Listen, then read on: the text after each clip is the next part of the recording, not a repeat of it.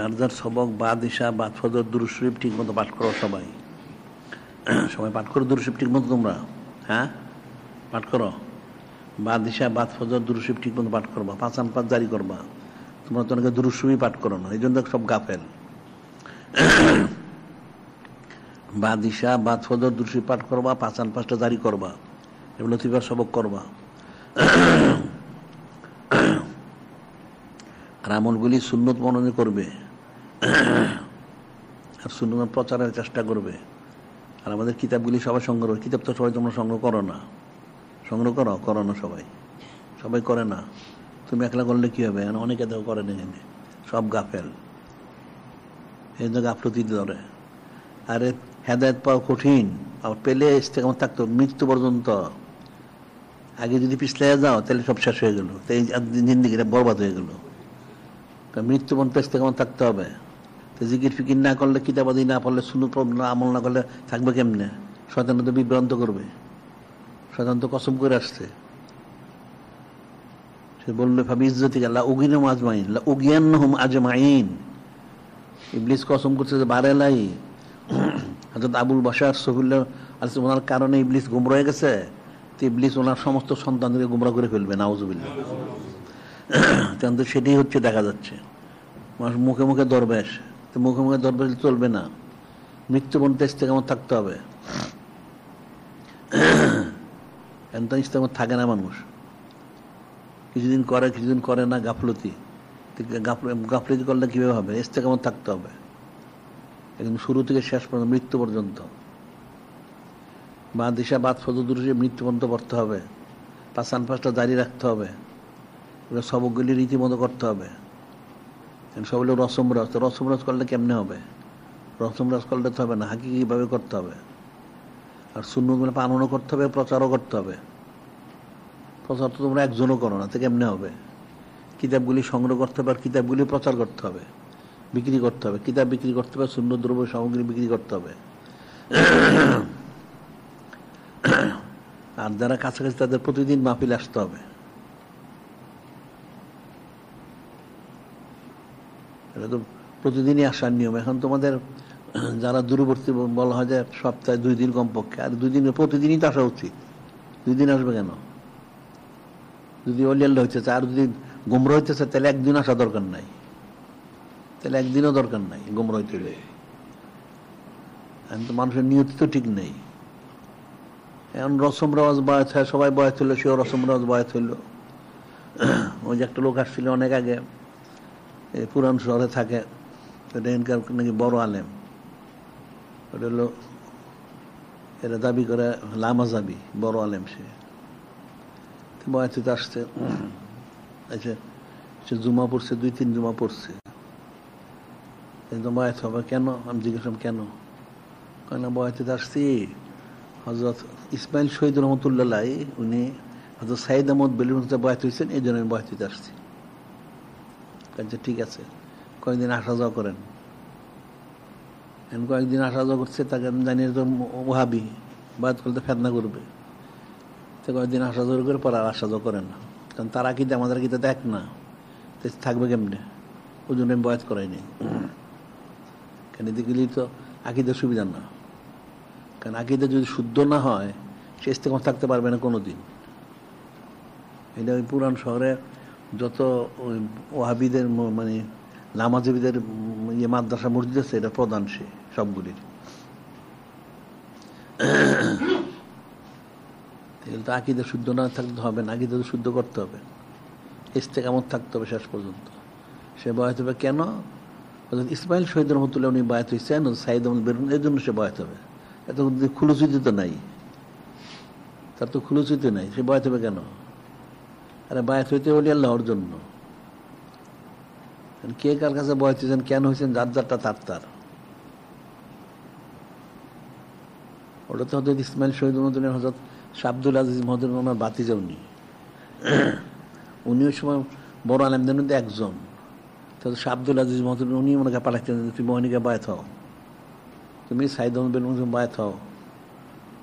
ওনাকে পাঠাইছেন। ওনার মেয়ের জামাই ছিলেন হজরত আব্দুল্লাহ রহমতুল্লাহ, ওনাকে পাঠাইছেন, তোমরা গিয়ে সব ওনার বয়াত হও। আমার কাছে 12 বছরে যা পাইবে, ওখানে 12 দিনে পাইবে।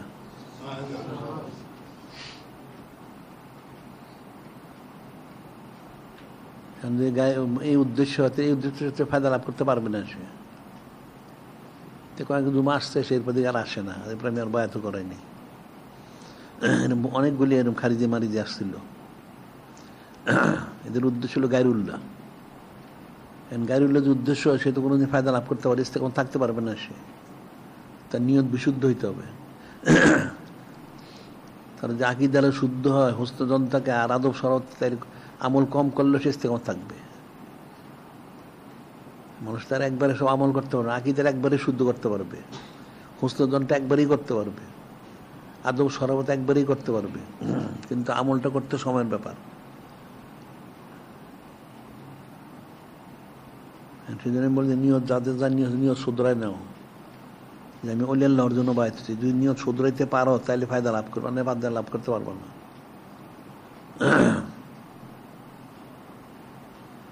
প্রত্যেক আউলিয়া কেরাম, বড় পীর সাহেব, খাজা সাহেব রহমতুল্লাহ রায়, মুজুদ্দিন মোহাম্মদের অনেক লাখ লাখ মুরিদ, খাজা সাহেবের তো কোটি মুরিদ, অন্য অন্যদের লক্ষ লক্ষ মুরিদ, হয়তো মুজুদ্দিন মোহাম্মদের 9 লাখ মুরিদ ছিল,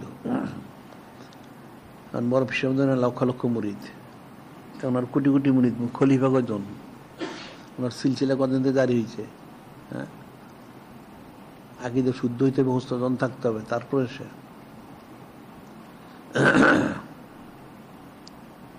নিজামুদ্দিন আউলিয়া, ওনারও লাখ লাখ মুরিদ, ওনার সিলসিলা কই জারি হইলে একজনের থেকে দাঁড়িয়েছে মাত্র।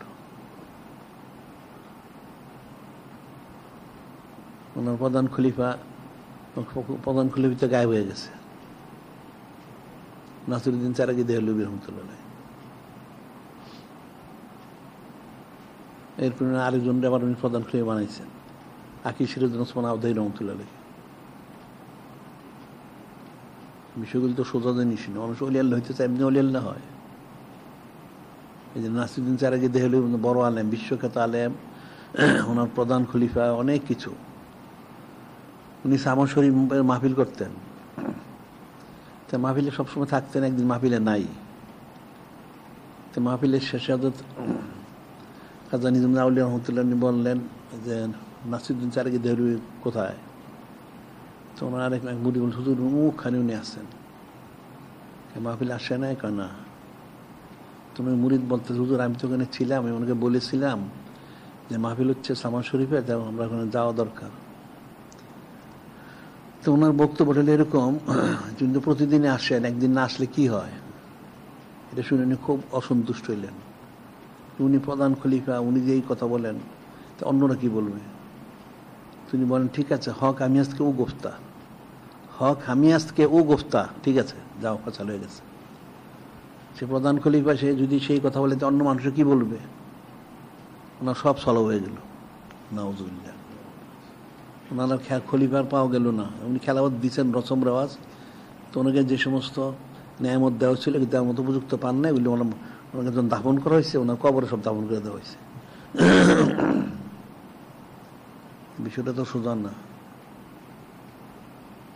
তোমার বক্তব্য বললেন যে ঠিক আছে, এই কথাটা বলার তো ঠিক হয় নাই, কারণ একজনের থেকে শূন্য 10 জনে শিখবো। আর প্রধান খলিফা, তার তো উচিত ছিল আসা, বলতে বলতে আমি আসতেছি, একদিন না গেলে কি হয়? তা একদিন ঠিক আছে, দরকার নাই, তোমারটা নিয়ে তুমি থাকো, এখন শূন্য হয়ে গেছে, এরকমই তো বিষয়গুলো তো কঠিন। মানুষ অলি আল্লাহ করতে বাতাসে অলি আল্লাহ হয়? হ্যাঁ, অলি আল্লাহ বাতাসে হয় না, অনেক রিয়াজত মশাক্কত করতে হয়, অনেক কিছু করতে হয়। আমি যাত্রাবাড়ি দরবেশ আমি দেখছি তো, কত আলেম ওলামা সুফি দরবেশ বায়াত হয়েছে। সবাই আমি জিজ্ঞাসা করছি, অনেকেরই জিজ্ঞাসা করছি, মোটামুটি বড় বড় যারা আসছে, কয় বয়াত হয়েছে, এই সে মুখ তুমুখ নানান কথা। ওলি আল্লাহর জন্য কেউ একটা লোকও বলেন যে বয়াত হয়েছি। তা আমি আমার পরে যাত্রাবাড়ি সাইকেল চালানো জিজ্ঞাসা করলাম, এদের যে খেলাপথ দেওয়া হয়েছে, এটা কেমন খেলাপথ? আমি তো জানি এটা জিকির ফিকির করে না তেমন উল্লেখযোগ্য। উনি বললেন আমার যে খেলাপথ, আসলে খেলাপথ সব উপযুক্ত না, তবে কিছু লোক আছে, কিছু আলেম আছে, তার কিছু পরিচিত, তার কিছু অন্যদিন লোক থাকে, তো কমসে কম তার একটা খেলাপথ দিলে কিছু লোক হেদায়েত উপরে থাকে। কিছু ওয়াইজ আছে, তারও কিছু ভক্ত লোক থাকে, তার একটা খেলাফত দিলে ওই লোকগুলি কিছু হেদায়েতের উপরে থাকে, যদিও ওলি আল্লাহ না হোক, এটা বিশুদ্ধ আকীদার মধ্যে থাকবে। তার অনেক খতিব আছে, তার মাদ্রাসার শিক্ষক আছে, বা এলাকার কোনো গণ্যমান্য ব্যক্তি আছে, এদেরকে খেলাফত দিলে তাদের কিছু পরিচিত লোক থাকে, এই লোকগুলি মোটামুটি হয়তো তার কারণে হকের উপরে থাকে, এই জন্য খেলাফত দেয়। সবাই তো হাকিকি খলিফা না। হাকিকি খলিফা হইতে তো জিকির আজকার অনেক করতে হবে, তো সবাই তো জিকির আজকার করে না। তো পরে দেখা যায় সব এখন শূন্য হয়ে গেছে, আমি দেখলাম তো সব শূন্য। আলেম ওলামা, সুফি, দরবেশ, মুফতি, মুহাদ্দিস, মুফাসসির, বাংলাদেশের সবচেয়ে বড় মুফতি, ঢাকা আলিয়া মাদ্রাসার প্রধান মুফতি, সেও বয়াত হয়েছিল, শূন্য হয়ে গেছে। এরকম আরো অনেক মাদ্রাসার, আলিয়া মাদ্রাসা, ওই চট্টগ্রাম আলিয়া মাদ্রাসার বড় মুহাদ্দিস, এখনো জানি না, তখন 3টা মাদ্রাসা ছিল সরকারি, একটা হলো ঢাকা, একটা চট্টগ্রাম, একটা সিলেট, সরকারি। এদের অনেক মুহাদ্দিস মুফতি আইসা বয়াত হয়েছে, মুফাসসির বয়াত হয়েছে, একটা বড় মুফাসসির বয়াত হয়েছে, তো নিখোঁজ হয়ে গেছে। এগুলো সব পুঁথিগত বিদ্যা পড়া, জিকির নাই ফিকির নাই, থাকবে কেমনে? একজনও নাই।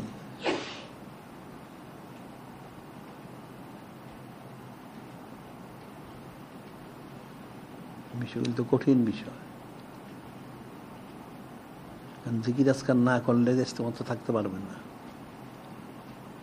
এটা সবক করে কিছু করলো করে রসম রেওয়াজ, এখন মনে একটা খেলাফত নিতে পারলে তো সুবিধাই, অসুবিধার কি আছে? এটা প্রচার প্রসারে নাম দাম অনেক সুবিধা হয়।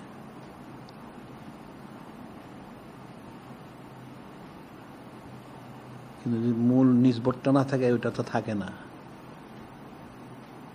সংযোগ না থাকে, বাতি কোনোদিন জ্বলবে না।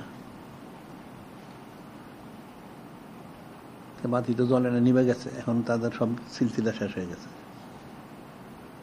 তাদের পর্যন্ত কিছু করছে, এরপরে তো এখন নাই। অনেক কঠিন বিষয়। যারা হক, এদের সিলসিলাই তো নাই। যারা নিসবত প্রাপ্ত, ওনারা তাদের সিলসিলাই তো নাই।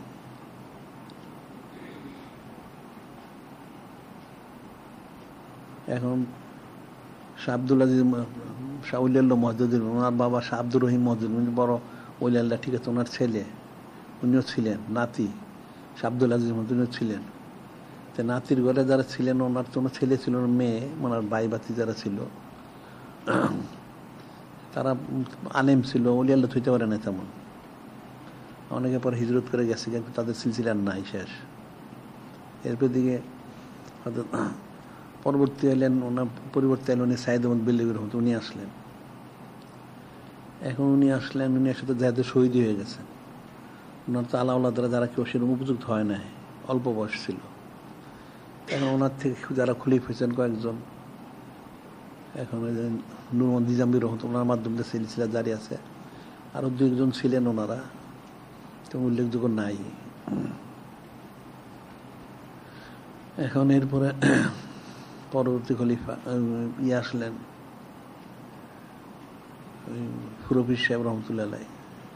এদিকে ওনার থেকে কারামতুল জনপুর রহমতুল্লাহ খলিফা হয়েছিলেন। কারামতুল জনপুর ছেলেরা মোটামুটি ছিলেন, কিন্তু ছেলের ঘরে যারা নাচে সব গায়েব, এদের তো উল্লেখযোগ্য কিচ্ছু নাই। এরপর ফুরফির সাহেব, ওনার ছেলে পর্যন্তই শেষ, নাতিদের মধ্যে কিছু নাই। সিলসিলা থাকলো কই?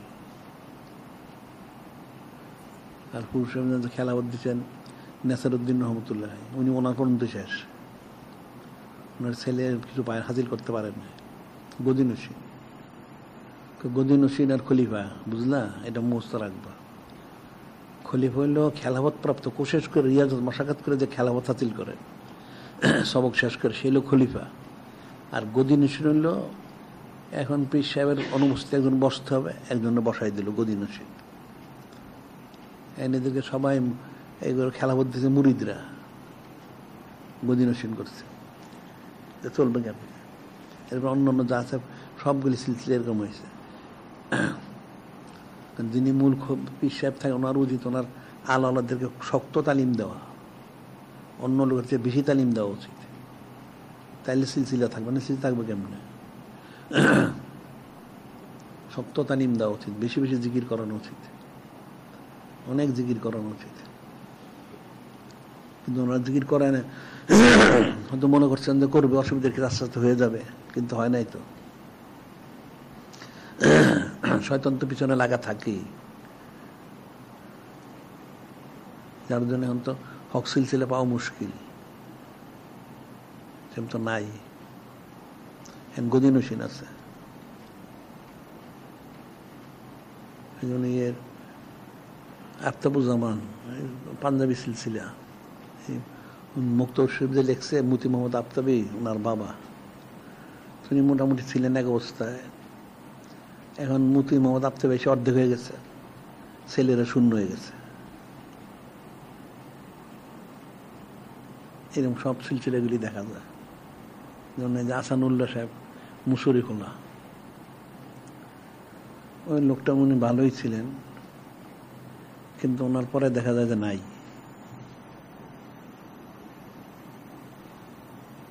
আবার এদিকে যেমন এই পাঞ্জাবি সিলসিলার ছিল এই যে নারিন্দা আব্দুল সালাম সাহেব। আব্দুল সালাম সাহেব মোটামুটি একটা অবস্থা ছিল, ওনার ছেলে ছিল না মেয়ের জামাই নজরুল ইমাম, কোনোরকম। এখন তো সেও মারা গেছে, তার ছেলে আছে মুরাদুল্লাহ গদিনসী। এই সব জায়গায় সব সিলসিলা এরকম। এরা জিকির আজকারে জোর দেয় না কেউ, অনেক জিকির আজকারে জোর দেওয়া দরকার। জিকির আজকার নাই, এরা সুন্নতে কোনো গুরুত্ব নাই। এরা তো নারিন্দুলার পরে বিরাট এত ওষা টুপি, এক হাত ওষা একটা টুপি প্লাস্টিকের,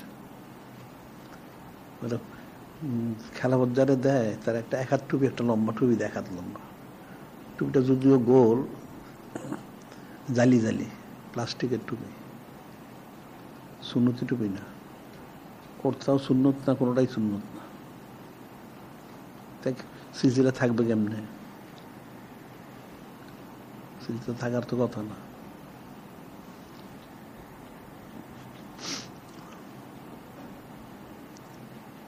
এখানে যতগুলি সিলসিলা ছিল দেখা দিকে, তারপরে পুরান শহরে ছিল একটা সিলসিলা, ওই তো ওইভাবেই গেছে গা।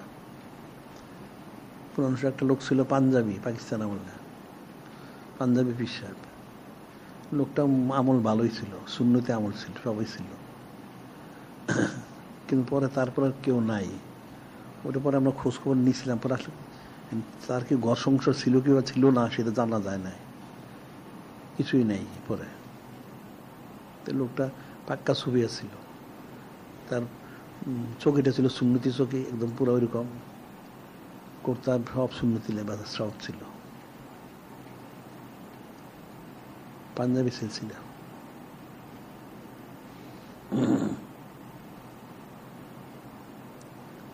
এদিকে তো সাধারণত এই জৌনপুরি ফুরফুর শরীফের সিলসিলা বেশি, আর পাঞ্জাবি সিলসিলা ছিল কিছু, তারা সবাই গায়েব হয়ে গেছে আস্তে আস্তে।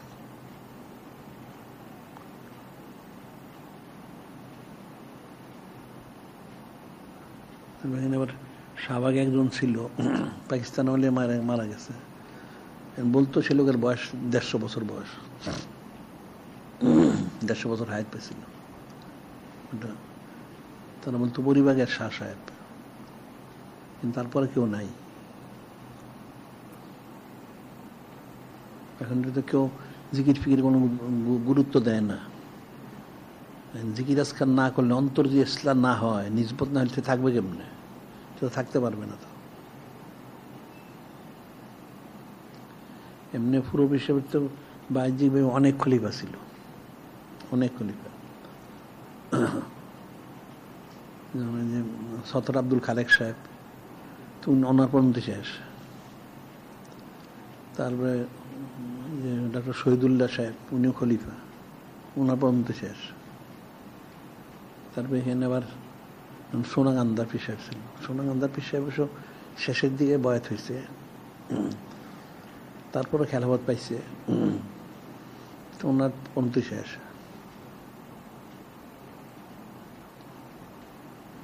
এগুলি যারা সিলসিলার মূল থাকেন ওনাদের উচিত হইল যে ওনাদেরই যারা মূল আলাওলা তাদেরকে বেশি তাগিদ দেয়, বেশি জিকির করার উচিত, মানে সিলসিলা থাকবে না। তো এটা তো চেহারা দেখে সিলসিলা হয় না, এটা হলো নিসবত অনুযায়ী। জিকির আজকাল যত বেশি করবে নিসবত হবে, নিসবতটা তুই থাকে তখন সে টিকে থাকতে পারবে। এখন যে সংযোগ না থাকে বাতিতে একটা জ্বলবে না, তো সংযোগটা তো সৃষ্টি করতে হবে। জিকির আজকারের দ্বারা সংযোগটা হয়।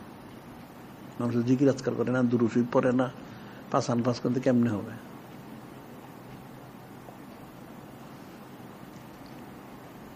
আর এই সমস্ত থেকে মানুষ নসিহত হাসিল করে না।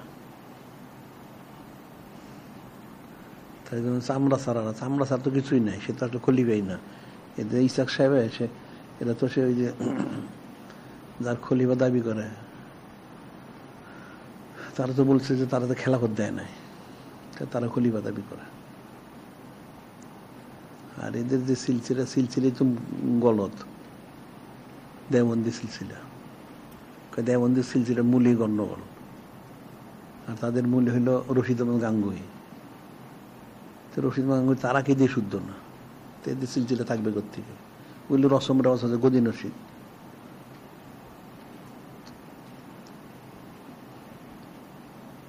আবার এই সিলেটি কতগুলি আছে, ওগুলি হইল হোসেন আমাদের সিলসিলা।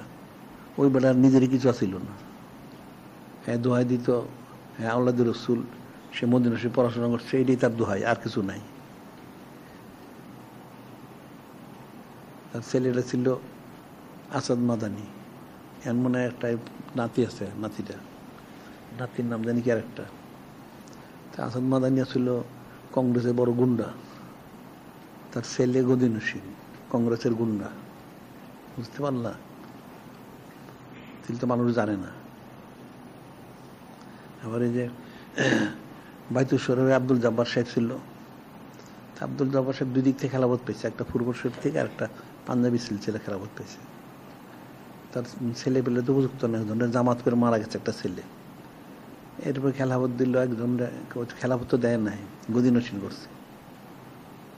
তো সেও মারা গেছেন, তার ছেলে আছে গদি নসীন, তো সিলসিলা থাকবে কেমনে? তারা আবার চিটাঙে আর একটা সিলসিলা দিতে, কি নাম জানি চিটাঙের, এরও গদি নসীন। আর একটা তাদের যে বাইরে তারা যে মাইকে আজান দেয় না, হ্যাঁ কি মনে আছে তোমার? হ্যাঁ হালি শহরে, হ্যাঁ আলতাফ হোসেন সাহেব তার খলিফা, মনির উদ্দিন, এগুলো অবস্থা এরকমই।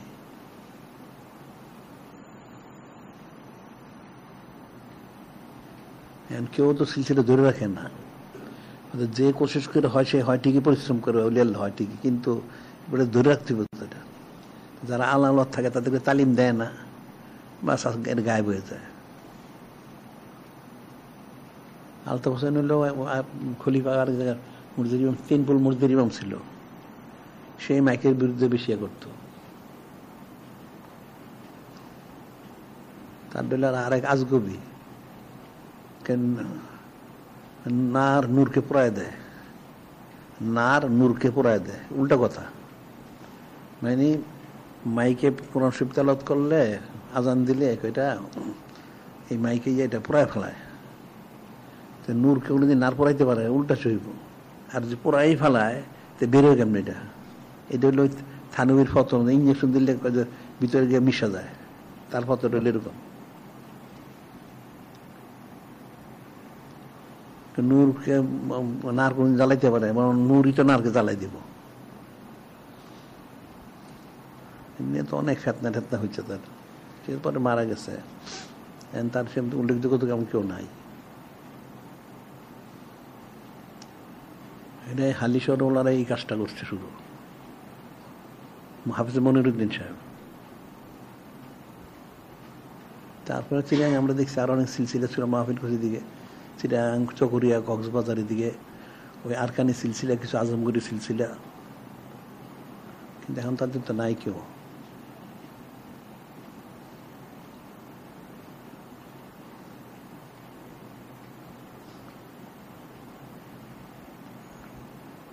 যারা মূল থাকে তারা যদি শক্ত করে ধরতে না পারে এবং তারা যারা থাকে তাদেরকে যদি সেই তালিমটা না দেয়, সে তো রাখতে পারবে না। কারণ একসময় বাংলাদেশে অনেক সিলসিলা, অনেক হক্কানি ছিল অনেকেই, কিন্তু তাদের যারা পরবর্তী আসছে তারা তো আর সেই হকটা থাকতে পারে না। তো আবার যেমন খেলা হচ্ছিল সোনাগান্দার পীর সাহেব, এখানে এই শাহজাহানপুরে ছিল দারুল আবরার, কি নাম জানি লোকটার, আব্দুল সত্তার সাহেব, সে এক অধ্যাপক ছিল, মোটামুটি সে রাখছিল। এখন তার ছেলেগুলো তো সব উল্টা একদম, ইহুদিন আসারে করলে ভুল হবে না।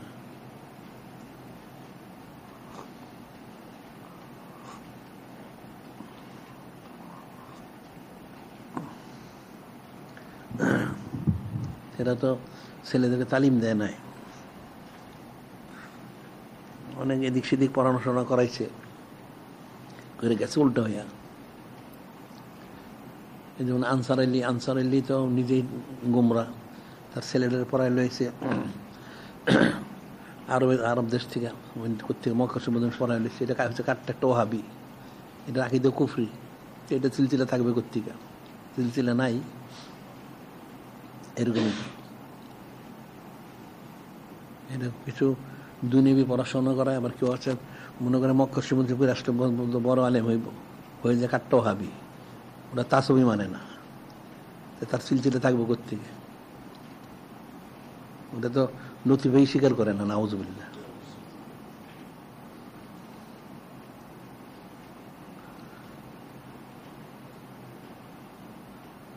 এই জন্য আসলে হেদায়েত পাওয়াটা অনেক কঠিন, এর বেশ থেকে আমার থাকাটা আরো কঠিন।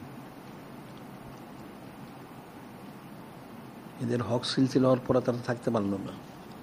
এখন যারা পূর্বসূরি আছে সব তো এলেম হলো, সারাদিন ছবি তুলে ব্যাপার দেওয়া হয়।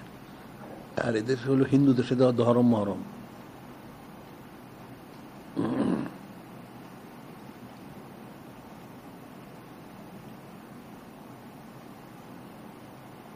একটা সোহবত একটা তাসির করে, সোহবত মুতাসসিরা। এই যে হাদিস শরীফে নূরে মুজাসসাম বলছেন, ওয়ালা তুসাকিনুল মুশরিকিন, ওয়ালা তুসাকিনুল মুশরিকিন ওয়ালা তুজামিউহুম, ফামান সাকানাহুম ওয়া জামাহুম ফাহুয়া মিসলুহুম। তোমরা মুশরিকদের সাথে বসবাস করে একসাথে বসবাস করো না, আর তাদের কোনো মজলিসে যেও না। তাদের সাথে যারা একসাথে বসবাস করে মজলিসে, তারা তাদের অন্তর্ভুক্ত। নাউজুবিল্লাহ। এটা কঠিন একটা বিষয়।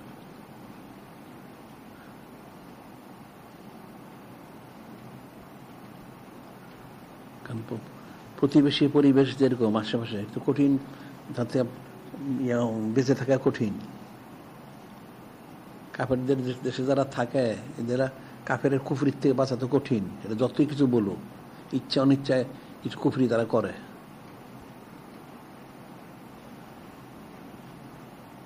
একটা মুশরিকের সাথে থাকলে, একটা ইহুদির সাথে থাকলে, নাসারার সাথে থাকলে একটু ভালো ব্যবহার করলে, হ্যাঁ সব নাসারা তো খারাপ না, সব ইহুদি খারাপ না, নাউজুবিল্লাহ, তার ইমানটা নষ্ট হয়ে গেল। আল্লাহ তো বললেন সব কাফেরই খারাপ, সে বলে খারাপ না, তো কেমনে হবে? কঠিন বিষয়। একটা লোক জন্মগত মুসলমান হওয়া যেমন অনেক বড় নেয়ামত, বা ঠিক এটা মুসলমানের দেশে অবস্থান করা বড় নেয়ামত।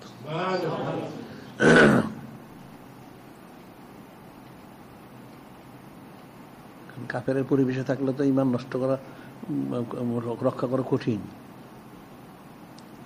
ইচ্ছা অনিচ্ছায় মানুষ কিছু রুজু হয়ে যায়।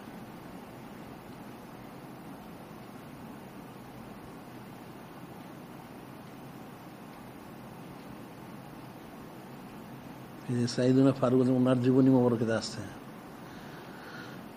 উনি যখন খলিফা হইলেন, হযরত আফজাল উন্নাস বাদানি সিদ্দিক, উনি তো মোটামুটি অল্প সময়ে মোটামুটি গুছাইছেন, কিন্তু অনেক বাকি রয়ে গেছে। তো এটা বাকিটা উনি পূর্ণ করছেন। উনি আবার অনেক দেশ ইয়ে করলেন, সমস্ত ইহুদি নাসারা মুশরিক ধনী চুক্তি করেছিলেন, জীবনে চুক্তি করছে তাদের সাথে। চুক্তি হলো যে তোমরা ইহুদি নাসারারা, কাফের মুশরিকরা মুসলমানদের মতো কোনো লেবাস পরতে পারবে না, কোনো নালাইন পরতে পারবে না, টুপি পরতে পারবে না, এবং তোমাদের এই গির্জা মির্জা যা আছে এগুলি উপাসনালয় এগুলি যা আছে আর নতুন করে বানাইতে পারবে না। আর তোমাদের কোনো অনুষ্ঠান করতে এর ভিতরে করতে হবে, কোনো মুসলমানকে দাওয়াত দিতে পারবে না, আর কোনো মুসলমান সেখানে যেতে পারবে না। অনেকগুলি শর্ত দিয়ে এদের সাথে চুক্তি করেছিলেন, আমি তোমার দেশ থেকে বের করে দেব, যদি শর্ত না মানো বের করে দেব। তো অনেকগুলি তো উনি বের করে দিচ্ছেন, তার অনেকগুলি শর্ত মর্ত মেনে কতগুলি হয়তো ছিল, এগুলি তো ওনার নাম শুনলে কাঁপতো কাপের গুলি। এখন মানুষ দিন ইসলাম বুঝলো কতজনে, দিন ইসলামই তো বুঝে নেয়, এই জন্য কাফের সাথে মহব্বত দেখায়।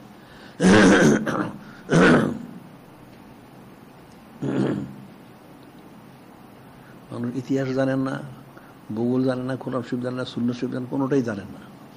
সে কেমনে কি করবে?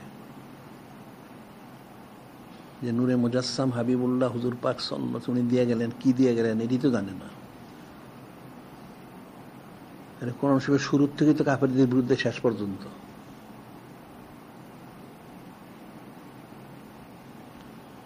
সূরা ফাতিহা শরীফে তো কাফেরদের বিরুদ্ধে বলা হয়ে গেছে, তেমন সূরা ফাতিহা শরীফ বুঝে না। পরে সূরা ফাতিহা শরীফ সারাদিন অর্থ করে বুঝে, হয়তো অনেকে পড়াশোনা করে বাংলায় বুঝে, হ্যাঁ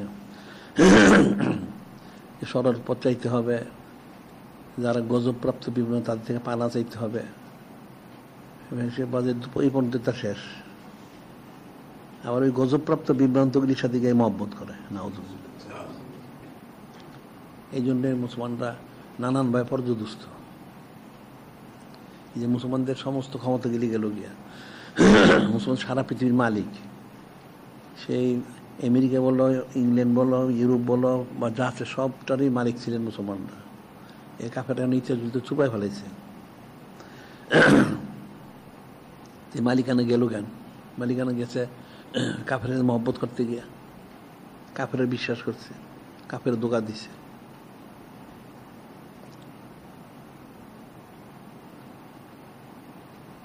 এরপরে মুসলমানের নসিহত হাজির করেন না। একটা প্রবাদ আছে যে ইতিহাস থেকে নসিহত হাজির করতে হয়, এটা এই প্রবাদের মধ্যেই শেষ, আমলের মধ্যে আর নাই। মুসলমানরা জীবনও নসিহত হাজির করেন, এই জন্য মুসলমানরা লাঞ্ছিত হচ্ছে, নাউযুবিল্লাহ। এনে গিয়ে খালি কাফের সাথে মহব্বত দেখায়। কাফেরও তো কোনো মুসলমানের মহব্বত দেখায় না। যেমন সারা দুনিয়া এই যে মুশরিকের দেশে মাদ্রাসা ভাঙে, মসজিদ ভাঙে, মুসলমানদের শহীদ করে সারাদিন। এই ইউরোপ আমেরিকায় ঠিক দেয় একই জিনিস। এই যে আবার ইতালিতে পর্দা নিষিদ্ধ করতেছে, সব ইউরোপ সব জায়গায় এরকমই, কোনো প্রকাশ্যে কোনো অপ্রকাশ্যে, ইউরোপ আমেরিকা সব জায়গায়, কানাডা সব জায়গায়। আর ওইগুলির সানসিবত আমাদের দেশের মুসলমানগুলি ওই ইউরোপ আমেরিকা কাফেরগুলির গোলামি করতে যায়।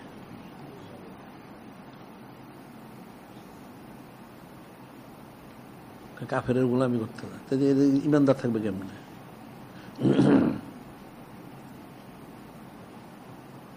কাফেররা, সমস্ত কাফেররা মুসলমানদের শত্রু, এটা মুখস্থ করতে হবে। এই জন্য সূরা ফাতিহা শরীফ নাযিল করলেন পঞ্চম, আনলেন শুরুতে, আর প্রত্যেক রাকাতে পাঠ করার জন্য এটা ওয়াজিব করলেন। 7টা আয়াত শরীফ, 7টা ওয়াজিব, এটা সোজা কথা না। বলে দিলেন তোমরা বলবা, সরল পথ দেন। কার পথ? নূরে মুজাসসাম হাবিবুল্লাহ হুজুর পাক সাল্লাল্লাহু আলাইহি ওয়াসাল্লাম পথটা দান করেন, এবং গয়রিল মাগদুবি আলাইহিম ওয়ালাদ-দাল্লিন আমিন, যারা গজবপ্রাপ্ত বিভ্রান্ত ইহুদি নাসারা কাফের মুশরিক এদের পথটা দিয়েন না। সে প্রতি রাকাতে বলতেছে, আবার ঠিক সে তাদেরই অনুসরণ করতেছে, নাউযুবিল্লাহ। তো সে হেদায়েত প্রাপ্ত হবে কেমনে? সে হেদায়েত পাবে না। আর কাফের এই যে ষড়যন্ত্রগুলি, চক্রান্তগুলি তো কঠিন, সূক্ষ্ম, মানুষ তো বুঝে না, কঠিন এগুলি। আমরা আর একটা কিতাব বের করবো, একবারে সালটা বের করতেছি, সেটা হলো এরা বলে যেটা তারকা সংঘ, স্টারলিংক, ওই যে কাটতে হুদিটার এখানে সংযোগ দেওয়ার চেষ্টা করতেছে সারা পৃথিবীতে। এটার মাধ্যম দিয়ে মুসলমানদের সব তথ্যগুলি চুরি করব, এইটা একটা। আরেকটা এটা ইহুদিদের, আরেকটা হলো ওই যে সাবমেরিন কেবল, বুঝো না, সংযোগ যেটা অন্তর্জাল, ইন্টারনেট সংযোগ, সাবমেরিন কেবল পানির তলে দিয়ে, দুইটা। এগুলি দিয়ে মুসলমানদের সব কিছু নিয়ে যেতেছে, আর এগুলির মাধ্যমে মুসলমানদের তাদের গোলামি করতেছে। এটার উপরে আমরা রাস্তা বের করব। তারপরে যে দেখো, তোমরা মনে করো এই যে হাতিফ মোবাইল, এগুলি হলো তাদের একটা ষড়যন্ত্র মুসলমান ইমানটা নষ্ট করার জন্য। এটা তো শুধু ওই যে সংযোগ করতে হয়, তাহলে যে বুতামগুলি আছে বুতামগুলি টিপাইতে হয়, এর মধ্যে আবার এনে পর্দা এনে দিচ্ছে, ওই পর্দা দিয়ে কুফরি করে সারাদিন, নাউজুবিল্লাহ। তারপরে তোমাদের যে হাসুবর্ত কম্পিউটার যেটা বলো, হিসাব গণনা এটা করে, সে অনেক কিছু করে সংযোগ, এটা দিয়ে জীবনটা নষ্ট করে।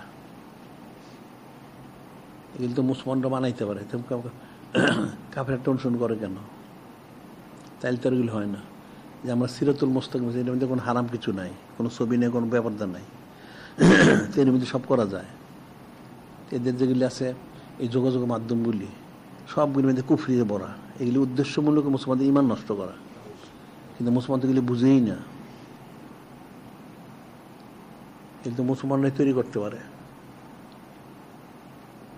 এই হাতিফ মোবাইল কম্পিউটার, এগুলি তো মুসলমানরাই তৈরি করতে পারে। তাহলে এর মধ্যে নিরাপদ থাকতে পারে। ওই রকম তর্তিপ্ত করে দিলে এখানে আর কোনো হারাম কাজ করতে পারবে না। আমাদের সিরাতুল মুস্তাকিম কোনো হারাম কাজ করতে পারবে না। এগুলো কাফেরদের ষড়যন্ত্র, চক্রান্ত, তারা ওইভাবে তৈরি করছে। অথচ এগুলো মুসলমানদের আবিষ্কার। এই যে কিছুদিন আগে তারা হয়েছে, 1200 বছর আগে এরা যে ল্যাপটপ কয়, 1200 বছর আগে ল্যাপটপ ছিল মুসলমানদের, ওখান থেকে চুরি করা। তখন ছিল কিভাবে, এটা তো এখন এরা বুঝেই না। এটা তারা বুঝতেই পারতেছে না যে কেমনে ছিল এটা। কত মুসলমানদের কত ছিলেন, জ্ঞানী, এটা তারা এখন বুঝতেছে না। সেটা মুসলমানরা এগুলো সব করতে পারে, এগুলো তো সব অথর্ব, অলস, গাফেল, সব কাফের উপরে ট্যাগ দিয়ে থাকে। আর কাফের এগুলির জুতোতে পিটায়, নাউজুবিল্লাহ। মুসলমানরা বানাইতে পারে। মুসলমান তো টাকা পয়সা অনেক আছে মুসলমান দেশে, আর এগুলি করতে তো অনেক টাকা পয়সা লাগে না। ইদানিং দেবো আমাদের পত্রিকা গেছে, এই সপ্তাহখানেকের মধ্যে হবে, 1 সপ্তাহ 10 দিনের মধ্যে 3টা ঘটনা গেছে।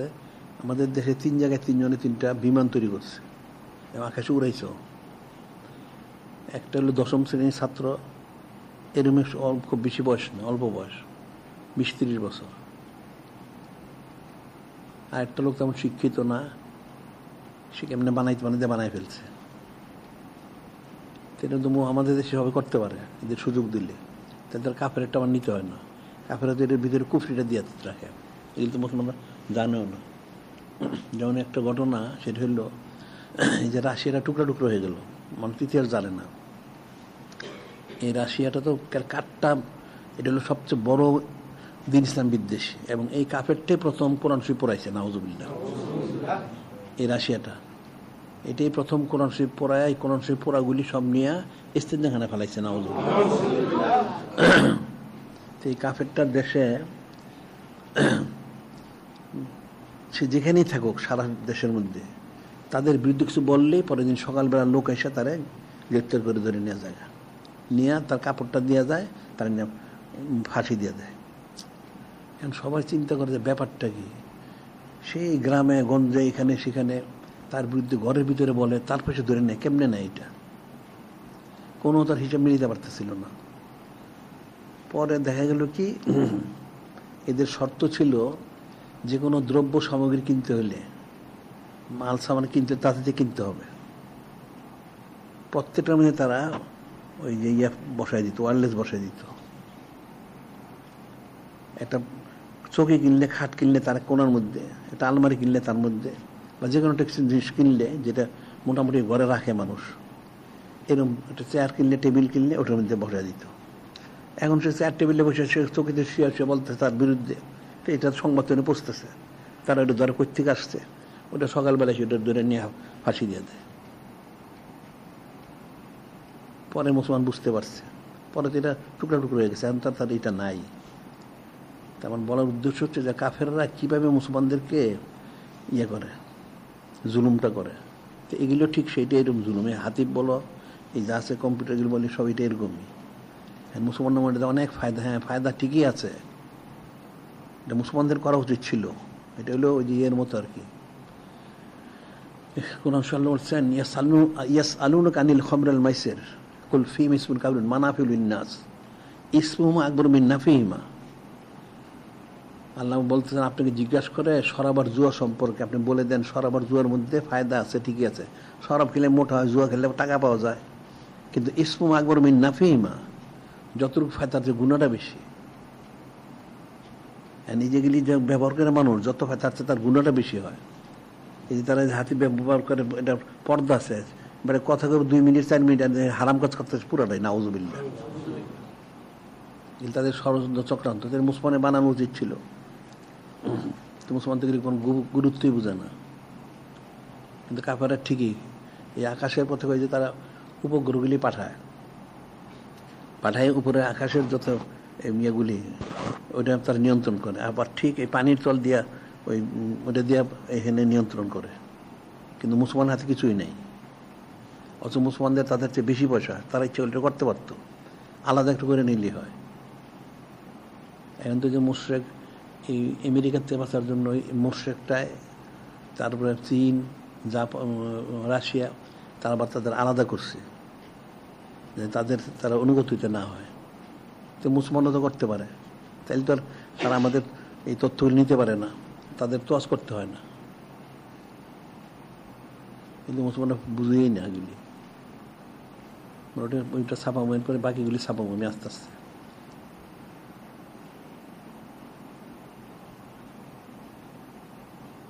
দিন ইসলাম, মুসলমানদের দিন ইসলাম তো সোজা দিন ইসলাম। খেলাফত কায়েম কি বাতাসে হয়? হ্যাঁ, খেলাফত বুঝো, তো বুঝো না, তো কেমন কায়েম করবা? কাফের গোলামি করে কি খেলাফত হয় নাকি?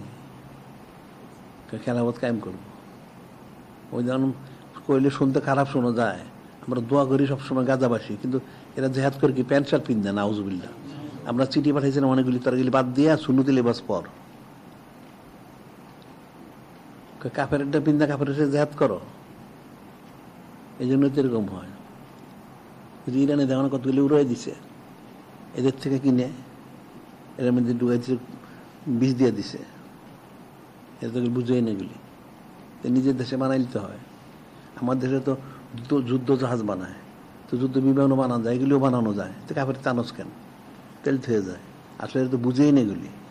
কাফেরা যে মুসলমানদের শত্রু, এটাই মুসলমানরা বুঝে না। আর না বুঝার কারণে ওলামা সুগুলি তো অনেক পূজা করে গিয়ে সারাদিন, তো কেমনে হবে? খেলাফত তো বাতাসে হয় না, অনেক কিছু জানার বুঝার আছে, এগুলি বুঝেই না এগুলি। এটা কোন পরে হাদিস পরে কোন হাদিস এটাও বুঝে না। কোন হাদিস বুঝতো যদি তাহলে তো এগুলি করতো না। এরা সূরা বলে, এরা সূরা ফাতিহা জানে না, এদেরকে মক্তবে পড়ানো সবগুলি। যতগুলি আলেম ওলামা সুবিধার দাবি করে এগুলি সবগুলি মক্তবে ভর্তি করানো উচিত। আর দুনিয়াদার যেগুলি আছে এগুলি ওই দুনিয়াদার মক্তবে ভর্তি করানো উচিত, বুঝলা? সব মূর্খ, বললে শুনতে খারাপ শোনা যায়। কারণ মুসলমানের তার মুসলমানিত্বের স্বকীয়তাটা তো বজায় রাখতে হবে। আমি তো মুসলমান, আমি তো কাফের অনুসরণ করতে পারি না, কাফেরটা আমি গ্রহণ করতে পারি না।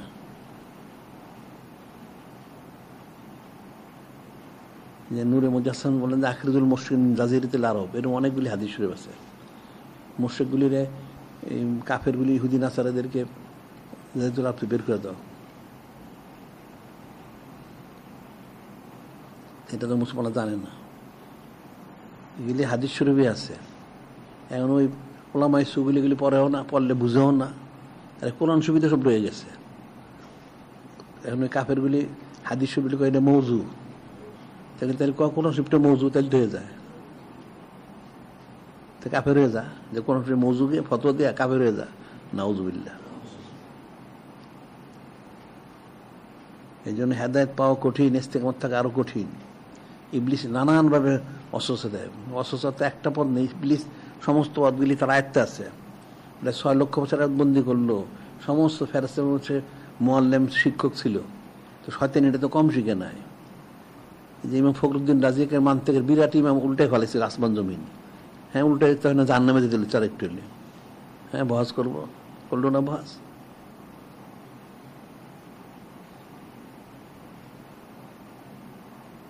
বিষয়গুলো তো কঠিন বিষয়। বিশুদ্ধ আকীদা, হোসনে জন, আদব, শরাফত, এটা যদি তার না থাকে, সে কোনোদিন কামিজ করতে পারবে না।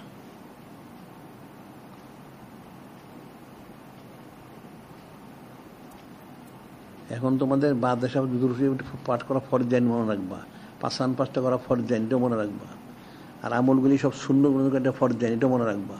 আবার শূন্য প্রচার করা ফরজাইন। তারপরে আমাদের কিতাবগুলি পাঠ করা ফরজ, ফরজাইন, আবার এটা প্রচার করা ফরজাইন, মনে রাখবা। আর প্রতিদিন সৌদিকদের করা ফরজাইন। যদি না আসতে পারো তাহলে দূরের থেকে শুনবা, আর সময় থাকলে অবশ্যই আসবে, এটা মনে রাখবে। যে অনন্তকাল সাইদ জারি করতে হবে। আর প্রতিদিন কম বেশি কোন শরীফ তেলাওয়াত করবে। একটা আয়াত শরীফ পড়ো, কোনো অসুবিধা নাই। পারলে আস্তে আস্তে মুখস্থ করো। আর কিতাবাদিগুলি পড়লে, হাদিস শরীফগুলি পারলে মুখস্থ করে, একটা একটা করে। একদিনে তোমার সব মুখস্থ করতে বলা হয় না। তাইলে যদি তুমি ইমানদার হইতে পারো, আর ইমানদার থাকতে পারবো না, এটা মনে রাখতে হবে। আজকে বন্ধু ছিল।